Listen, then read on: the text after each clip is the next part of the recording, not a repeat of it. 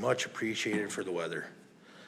We ask for your wisdom to carry out this county business tonight, and we also pray for our troops worldwide and their families. And to you, we give all glory. In Christ Jesus' name, amen. Amen. Amen. Commissioner Grice. I pledge allegiance to the flag of the United States of America and to the republic for which it stands, one nation, under God, indivisible, with liberty and justice for all.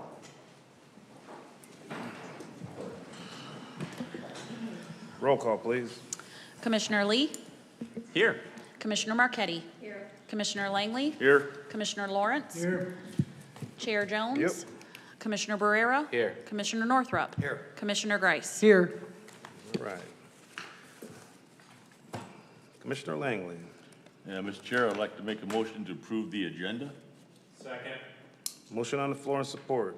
Any discussion? Mr. Chair. Yes, ma'am. Thank you.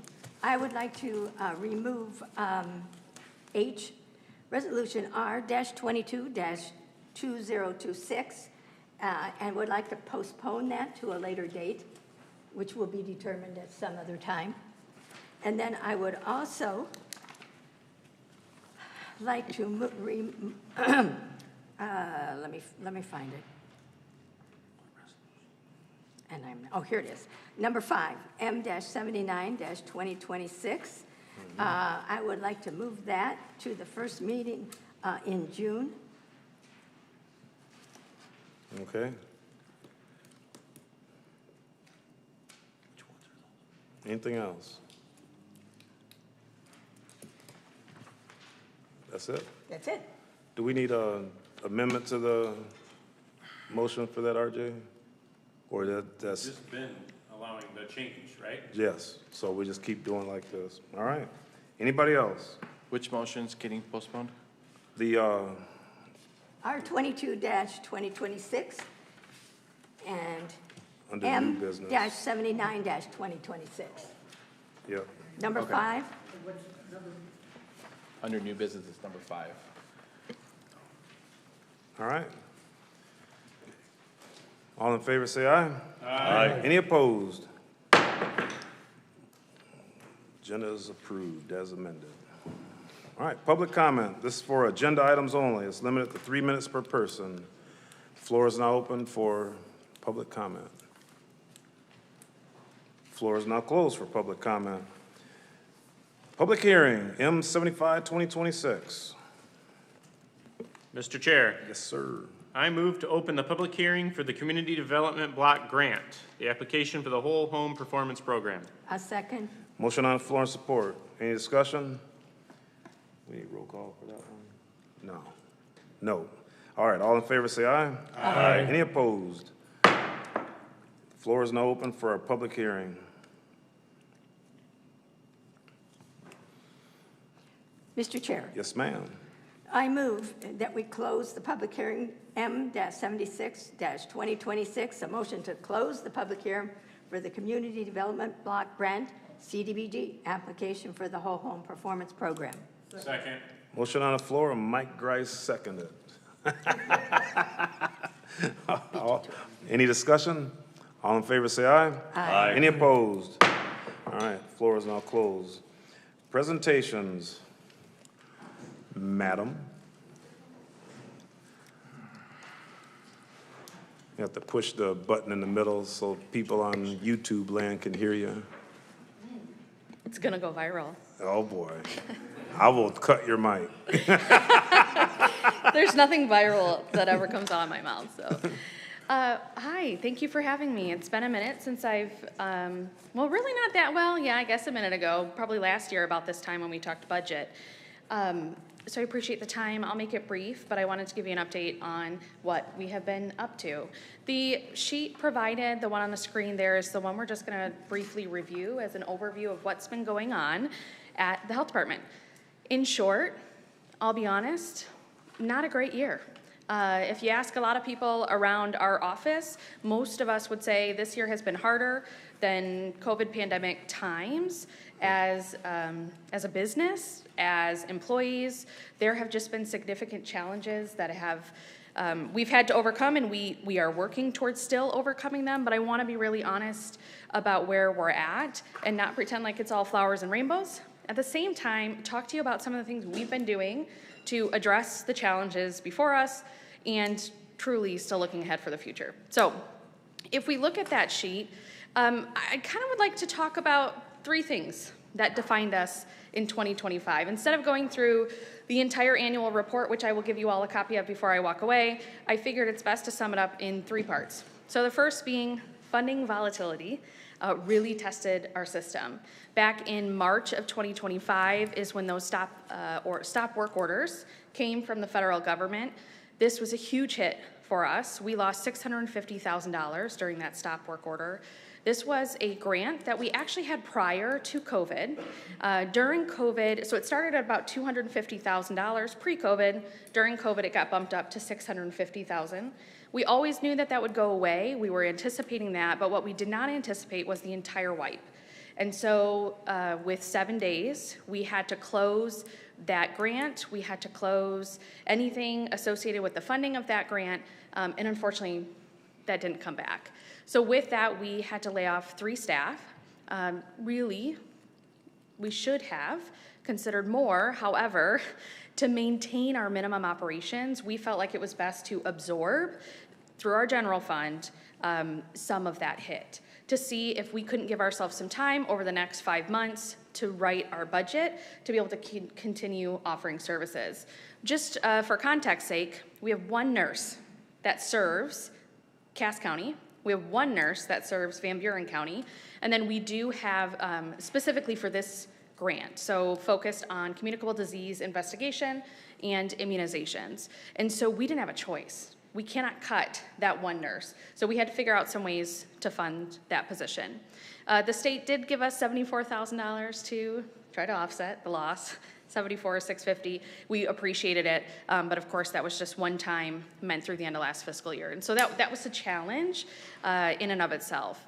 And then demand for care continues to outpace funding, specifically for dental. As you guys know, our dental program is probably our most popular program that we run specifically for residents. In 2025 in Dowagiac, we saw 5,809 patients. So it's a hot program. We love that program. We want to see that program continue, but that program has been running in the red for quite some time now.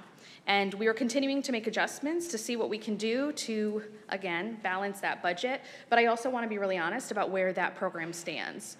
So I think I might have talked about last year, but there was something formerly referred to as a state plan amendment, which was a Medicaid opportunity for those of us providing Medicaid dental. The state would match what we were providing. That used to give us upwards of $1.2 million from Medicaid state plan amendment. That was wiped out when they adjusted the Medicaid reimbursement rates. They completely removed the amendment and said, we've increased reimbursement rates, you should be good now. As you know how insurance works, increasing those rates did not make that level. And so we have been operating in the black really ever since, trying to manage that. Now we have done some things. We're currently anticipating dental safety net funds. So last year, the legislature passed a bipartisan one-time special funding for something called dental safety net providers. That includes a very select few of us across the state of Michigan who provide the dental service the way we do. We have Michigan Community Dental Centers, MCDC, ourselves. There's a place up north called Dental Clinics North, and they operate 10 dental clinics, very similar to ours. And then in Midland, there's 1 dental clinic similar to ours. And all of us provide a really unique service because unlike our partners with federally qualified health centers, we do comprehensive dental care from prevention through treatment. And so our ability to provide that to Medicaid or self-pay is really crucial and important, especially in our counties where that is just a higher need. And all of us are struggling. MCDC closed 4 locations last year. Dental Clinics North closed 2. And all of us are on the brink of trying to figure out how to manage our budgets because the formulas just don't work. And so the state legislature did honor that and said, okay, we hear you, we see you. So we all gave them some data. We're looking to get about $114,000 from this deal. It was a $4 million special funding that passed at the state legislature. It is not looking promising that that's going to continue this year because it was part of those special funding packages, I'm sure you all are aware, that then halted to be reviewed, to put into more sustainable funding models. And so we don't anticipate that to continue. We hope it does, but that is one area. We have increased our fees in dental, so we're hoping that will continue to offset. That only started in January. We will start looking probably really in the next month or so to see if we start to notice a little bit of a difference. Not a major change. Those increased by about 25%. And while that seems like a lot for how low our prices were, most people shouldn't feel the impact. Majority of it is still going to be covered by insurance. And then our supply expense. We have managed since 2022 to decrease the amount we're spending on supplies by $80,000. We have cut some staff hours to try to balance the money going out. And so we are making changes. We are looking at opportunities. We have an ad hoc committee of our board continuing to assess what we can do to keep this program alive. But I do want to be honest with you that is one of our number one struggles, and yet the demand is still there. And then public health emergencies were handled decisively. Despite it all, we are really good at what we do. And so we keeping on with public health emergencies. There was a Legionella outbreak response in Cass that we handled. That involved local and state to assess that situation. We had arsenic response in Van Buren. That was over in South Haven. We did participate in radiological preparedness activities with Holtec, Palisades coming on board, back again. We are required as part of FEMA, the health department, to prove that we can be prepared should an emergency happen with a nuclear power plant. And so our team is a leader in that. And so we set up exercises. We have to do 3 at 2 locations, so 6 in total. Our team has to go through a lot of training. And so our team is capable, should there be a nuclear leak, we know what to do, how to get residents to safety, and how to make sure that they are clean of nuclear waste.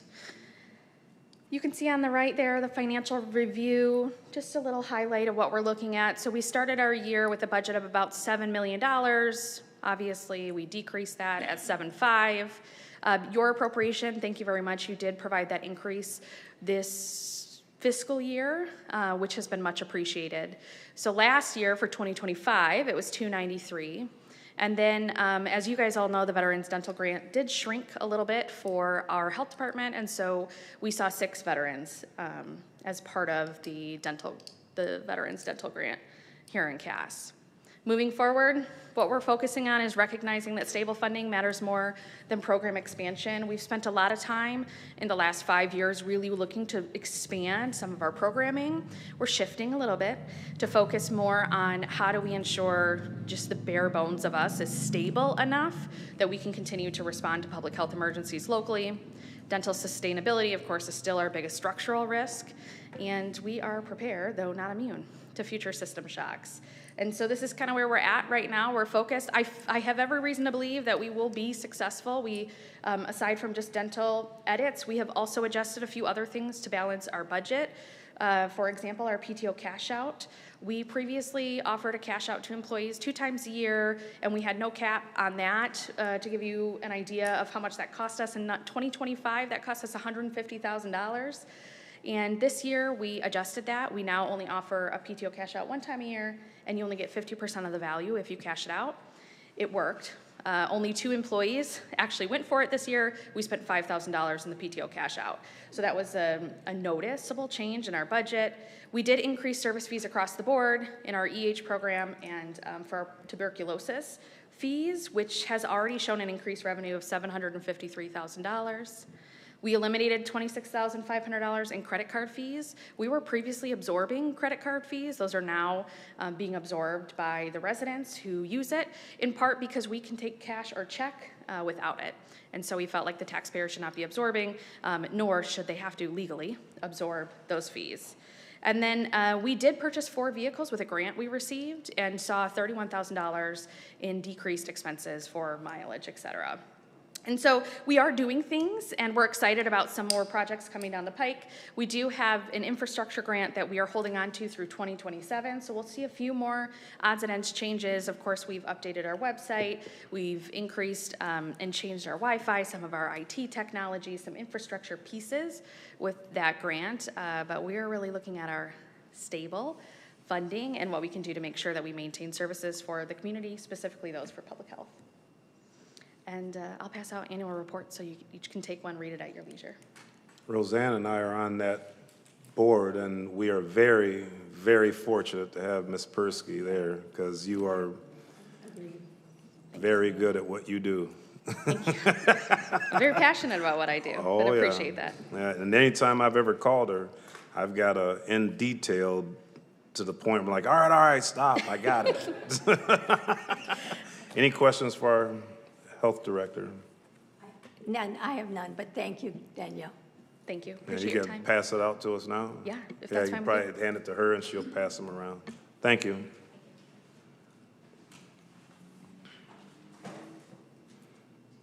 You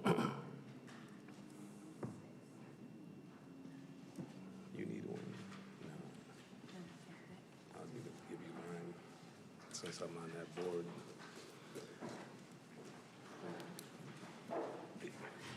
Madam Treasurer. Thank you.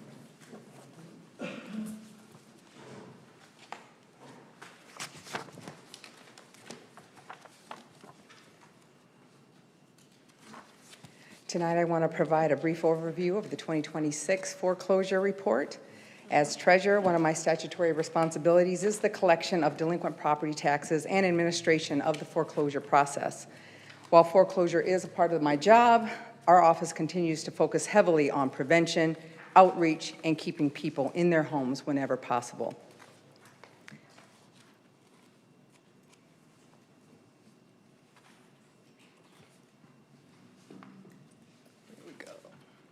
This slide shows the timeline required under Michigan property tax law, under the Michigan property tax foreclosure law.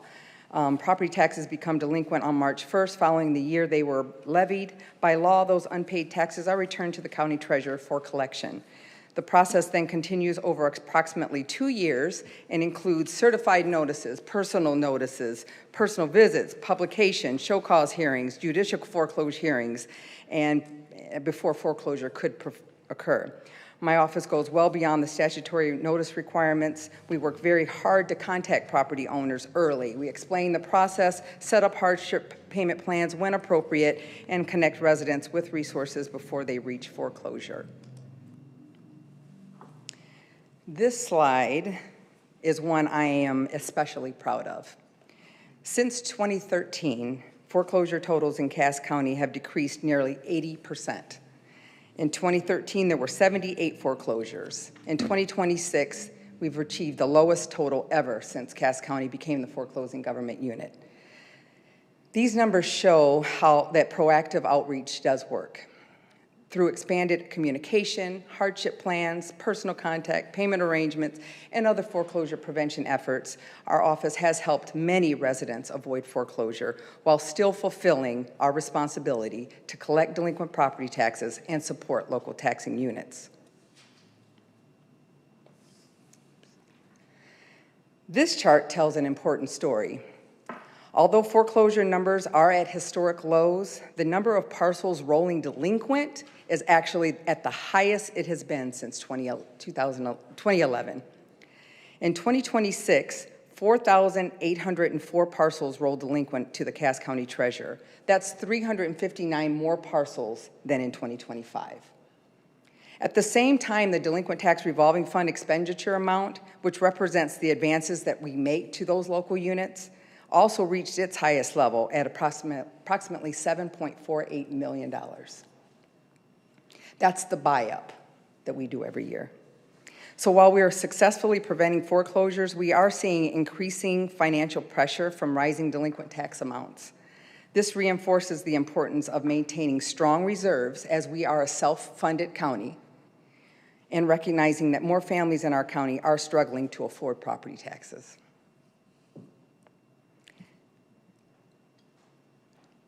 This slide outlines what happens next with those remaining foreclosed properties. Under Michigan law, several entities may exercise the right of first refusal, including the state of Michigan, local municipalities, and the county. After reviewing the foreclosure list, I am not recommending that the County Board of Commissioners exercise its right of first refusal on any of these 16 parcels.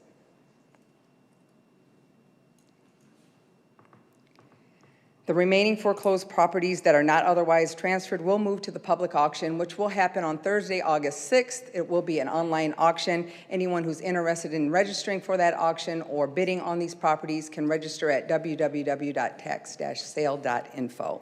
Information will continue to be posted publicly, and interested bidders can register again online. In closing, I do want to thank my staff for the tremendous amount of work that they put into delinquent tax collection and foreclosure prevention. I also appreciate the strong partnerships that we have with our local townships, municipalities, the sheriff's office, the county clerk register's office, community organizations, and the many residents who work with us through our expanded outreach and foreclosure prevention efforts. I am very proud that Cass County continues to see historically low foreclosure totals while maintaining our statutory responsibility and supporting local taxing jurisdictions. I would be happy to answer any questions anyone has. Do we have any questions for the treasurer? No. We appreciate your hope, and that, what you said in the beginning, that you make every effort to keep people in their homes, that's the truth. You know, we appreciate it, and so do our county residents. Thank you. Yes, ma'am. All right, Vice Chair Lawrence. Mr. Chair, I move to approve M-77-2026, to approve the May 7th, 2026 meeting minutes. Second. Motion on the floor and support. Any discussion? Roll call, please. Commissioner Lee? Oh, Yeah. sorry. Commissioner Marquetti? Yes. Commissioner Langley? Yes. Commissioner Lawrence? Yes. Commissioner Jones? Yep. Commissioner Barrera? Yes. Commissioner Northrup? Yes. Commissioner Grice? Yes. All right. Our financial reports in the packet. Do we have any questions for the administrator on our finance report? Hearing none. Moving on. District 1. At the last Silver Creek Township meeting, they're looking at talking to their legal counsel on starting a 12-month moratorium on data centers. That's about it for now. District 2. Nothing at this time. District 3.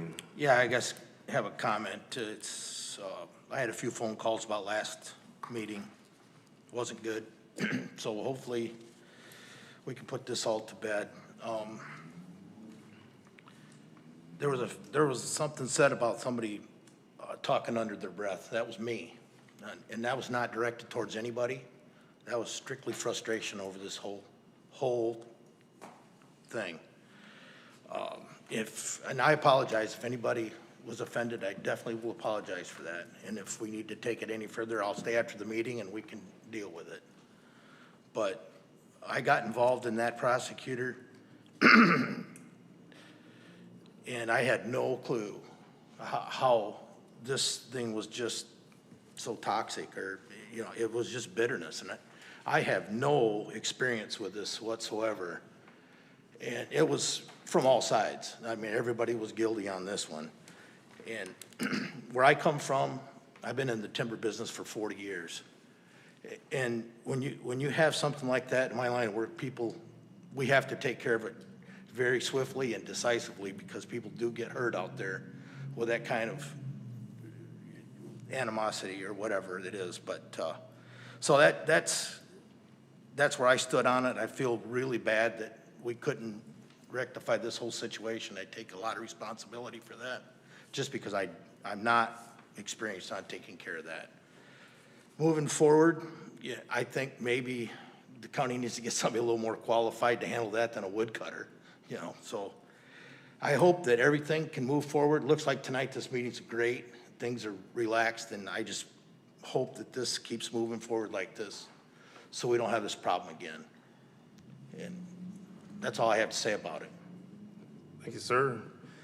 For me, Howard Township had solar panels that were gonna go up, and it was gonna change the whole face of the township, but that has been canceled, like very abruptly. And when I find out more, I will get more in detail if it involves the county. But as far as Howard Township's concerned, they're talking about putting a data center now. So instead of solar panels. So the township that I work for and the village that I work for in my other job, we're talking about moratoriums and things, and then zoning laws and changes of ordinances. So that's the best thing for the townships can do, because the county, we have no control over them. All right? District 5. Nothing to report, sir. District 6. Nothing to report. District 7, don't disappoint me. I won't. Thank you. Edwardsburg is having its annual Memorial Day Parade on May 25th. And the Edwardsburg Museum at the same time is holding its annual plant sale. The Edwardsburg Chamber of Commerce is moving along well with increasing its membership, and it held its May meeting at the Flat Rock Restaurant. The Edwardsburg Food Pantry's Lent Challenge made over $15,000, which is a huge help. I attended the Board of Health meeting and appreciate Danielle's report, and we do get a very nice monthly report from them. But I did want to tell you that Dr. Weil, because I have to always talk about this. Dr. Weil reported that preparations have been made in the event that we have a measles outbreak in our area. And the reason why I say this all the time, I talk about measles, is because when I was 9 years old, I had measles. And my brother, who was 8 years old, he got them a week after I did. And I missed 2 weeks of school. So I hope I hope no one gets measles, let me put it that way. Okay, the rest of my report. I also attended the Brownfield informational session. It was quite good, and it was very well attended. Then the land bank meeting followed, and we mostly talked about the whole home program, which is coming up tonight.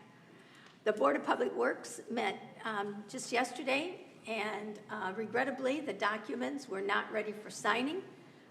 So all documents will be signed in June, and they will be signed, and then they will be sent on to this board to have the chair sign, and we will be approving this. We've already approved it, but we're going to approve it again. As promised, the work on US 12 has begun, and my advice is to avoid it if you can. Corey Bivas of the Cass County Conservation District called and wanted me to let you all know that Justin Hillsberg, who was doing the SESC permits, has taken another position. However, the permits are pretty well up to date, and they have they've hired someone else to do the permits, and that's it from me. They hired somebody else? Uh-huh. Because they asked me to be on a hiring board. That's good. I don't have to do it. Sweet. District 8. Yes, I just wanted to do a shout out to the Porter Township Board. Their last meeting was quite packed. I've heard nothing but good things about how professional and how well they manage their meeting. They did pass a 12-month moratorium on data centers, but it was really, really nice to hear people in the public. So I talked to several people that went to that meeting that just appreciated how well they managed their meeting. So shout out to them. Nice. And when people do the moratoriums, you can do the first one for a year, and you're allowed one delay after that, and that's for 6 months. So that 18 months gives the township, cities, and villages time to change their zoning laws and things, because some people have timelines or discretion that they have to do. So that's good. All right. Madam Clerk, Deputy Clerk, Madam Treasurer, Sheriff, Mr. Drain Commissioner.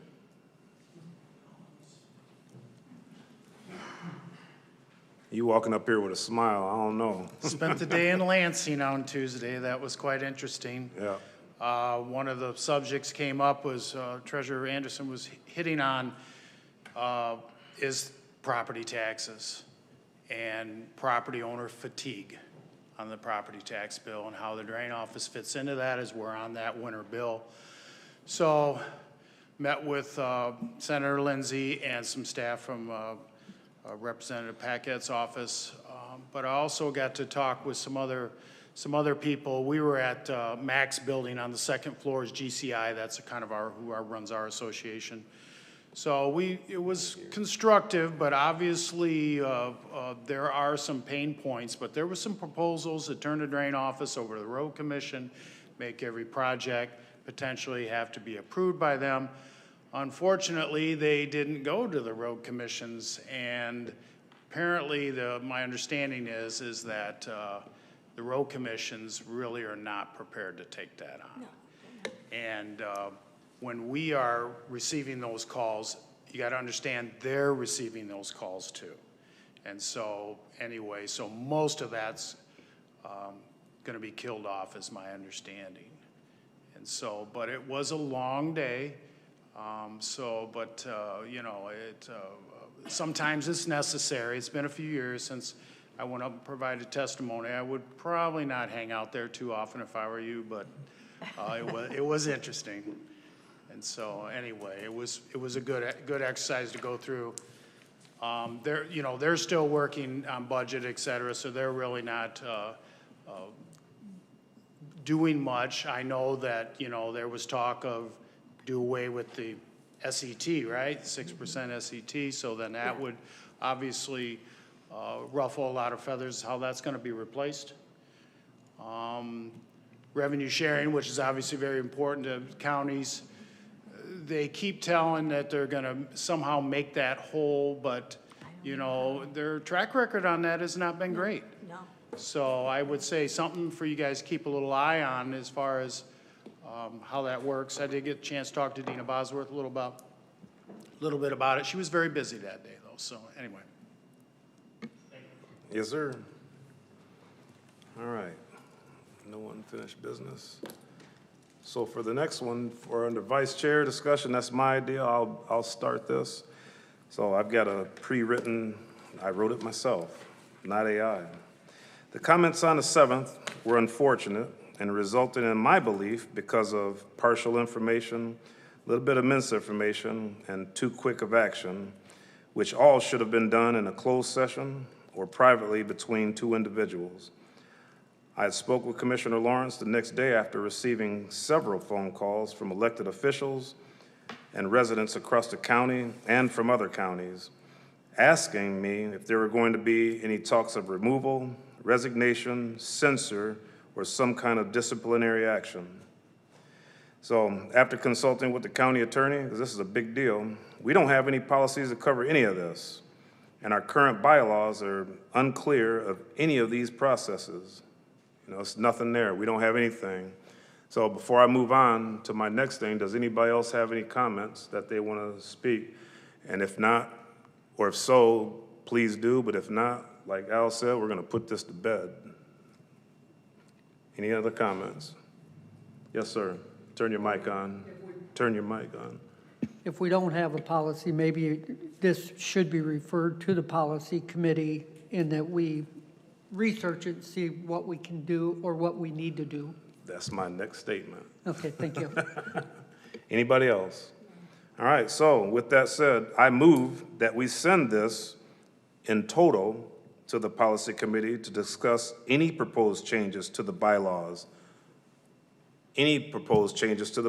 for chair or vice chair removal, censures, and the like at the policy committee's discretion. That leaves it vague, so because there's a lot to unpack there that we're not going to get into here in a public meeting, not this public meeting.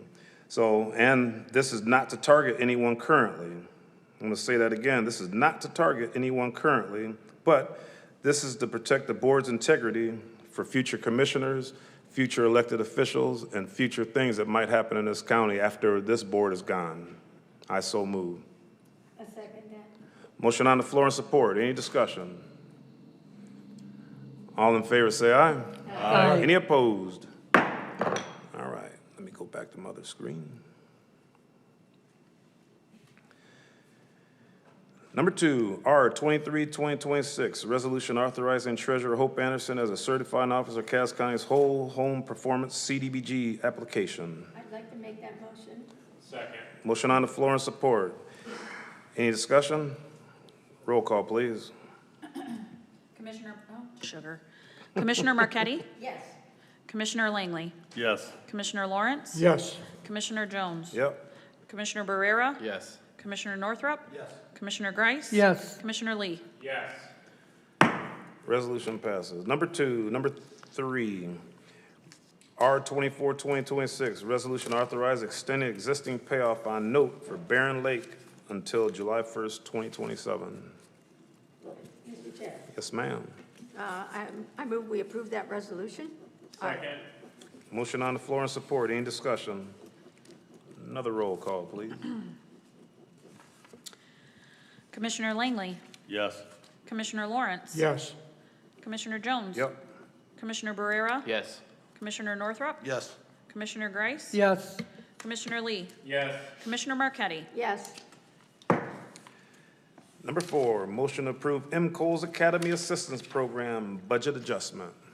Mr. Chair, Yes, sir. I move to approve M. Cole's Academy Assistance Program budget adjustment. Support. Motion on the floor and support. Any discussion? Good time to be sheriff. It's too late for me. All in favor, say aye. Aye. Any opposed? Number 6, motion to appoint, it's M80, 2026, motion to appoint Becky Spicer to EDC. No, number 5 was removed. Brownfield Authority for unexpired term ending 9/30/2030. Mr. Chair, Yes, ma'am. I'd like to make that motion. Support. Motion on the floor and support. Any discussion? All in favor, say aye. Aye. Any opposed? Motion passes. M81, 2026, motion to approve budget increase to sheriff office for the increased fuel costs. Mr. Chair, Yes, sir. I move to approve budget increase to the sheriff's office for increased fuel costs. Second. Motion on the floor, and we'll give that one to Commissioner Langley. Any discussion? Yes, ma'am. I just wanted to say, with not knowing what gas prices are, we were trying to do our best to calculate what we might be needing Right. for the rest of the year. Hopefully, this will cover it. Not knowing what gas prices are, we just wanted to throw it out there that we're just trying to do our best to estimate right now, but using a lot of fuel right now. And so I know Sheriff's doing some things to try and keep that usage down as much as possible while still, keeping our county safe. Got it. Thank you, ma'am. Any other discussion? All in favor, say aye. Aye. Any opposed? Motion passes. M82, 2026, motion to appoint Andrew Hubbard to the EDC Board Brownfield Development Authority for term expiring 9/30/2031. Mr. Chair. Yes, ma'am. I would like to make that motion. Second. Motion on the floor and support. Any discussion? All in favor, say aye. Aye. Any opposed? M83, 2026, motion to create an ad hoc committee for Administrator Renfro. Mr. Chair, Yes, sir. I move to create an ad hoc committee for Administrator Renfro. Second. Or Administrator Review, I'm sorry. Review. I said Renfro, didn't I? Yes. You I did, did. you did. Yeah, well, my bad. Discussion is, as a chair, I'm the one that starts this, so Yep. it'll be me. Yep. I'll be on there, and I would like our most experienced.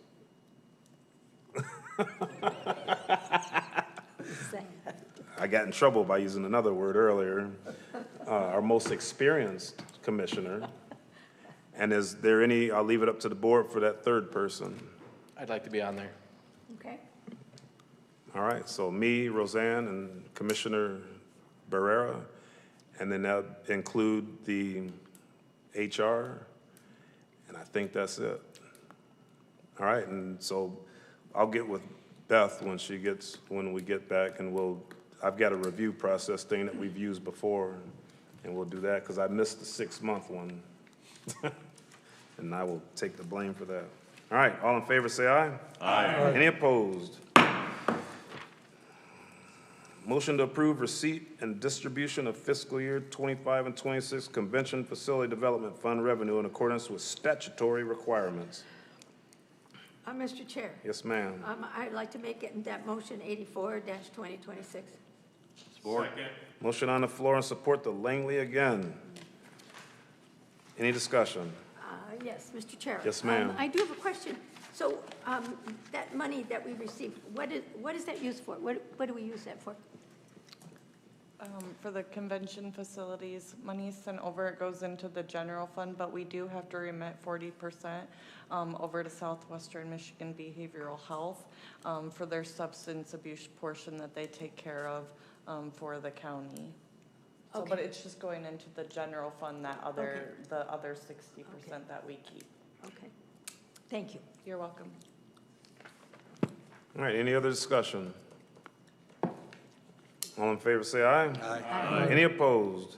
All right, last one, M85, 2026. It's the motion to approve the renewal of the Market One Economic Development Service Agreement, including addendum, and that is Exhibit number 2, is in our packets. Mr. Chair. Yes, ma'am. I would like to make that motion M85-2026. Second. Motion on the floor and support. Discussion. Do we need to bring Mr. Pete up, or does anybody have any discussion for this? Well, the only thing I would like to say is I appreciate the work done, and I appreciate the new contract that we're hopefully going to vote for. All right, make it easier. We'll do a roll call, please. Okay. Okay, Commissioner Lawrence, No. Commissioner Jones, Yes. Commissioner Barrera, Yes. Commissioner Northrup, Yes. Commissioner Grice, Yes. Commissioner Lee, Yes.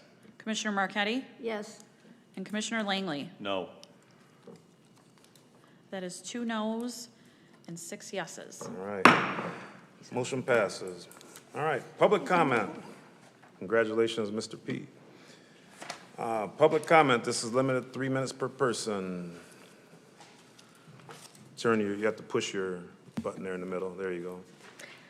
Good evening, Commissioners. My name is Melissa McKay. I am here tonight because newly obtained public records raise serious concerns about whether public property and marijuana licensing opportunities in the village of Cassopolis were handled fairly, transparently, and in the best interest of taxpayers.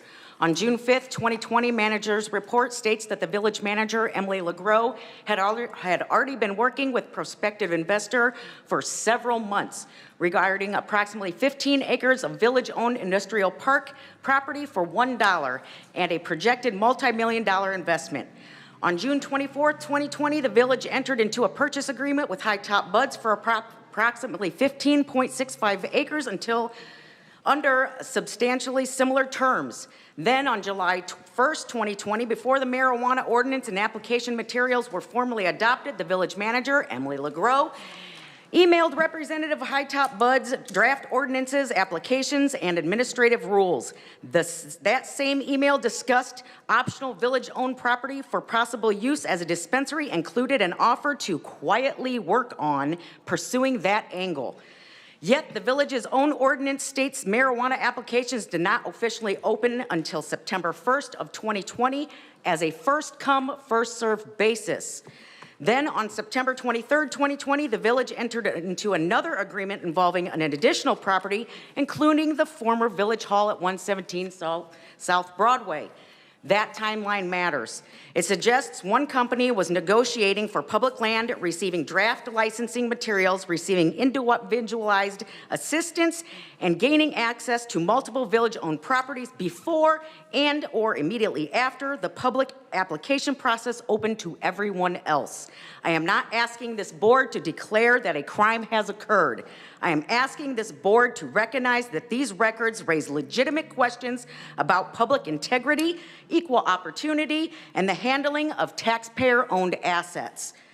We now have confirmation through President Representative Steve Carr's office that Detective Sergeant Bailey received the additional evidence. That Michigan State Police investigation has already been submitted to the Cass County Prosecutor's Office, and that new information was also submitted, all of which was subsequently forwarded to the State Attorney General's office. So my question is simple. What is Cass County doing to ensure this matter receives meaningful and independent review? This is not about opposing development. It is not about opposing marijuana business. It is about whether public officials followed a fair process, whether public assets were protected, and whether residents can trust that decisions were not made behind closed doors for a favored party. Commissioners, silence is not neutrality. I am asking this board to formally request a status update from the Attorney General's office or the prosecutor's office, and to support independent review where appropriate and take this seriously, the public's right to accountability. Thank you. Thank you, ma'am. Anybody else? All right, close the floor for public comment. District 1. Anything? Yep, nothing. 2, 3, 4 is me, 5. Yes, I just want to comment and share that Pig Out Payday Fridays here is a good thing. I had the opportunity to stop by the vendor out there, and I just want to say thank you to Ambrosia and the people that set it up. I think it's a good, worthy cause for the employees to go out and have something different. Thank you. All right, District 6, 7, 8. We are adjourned.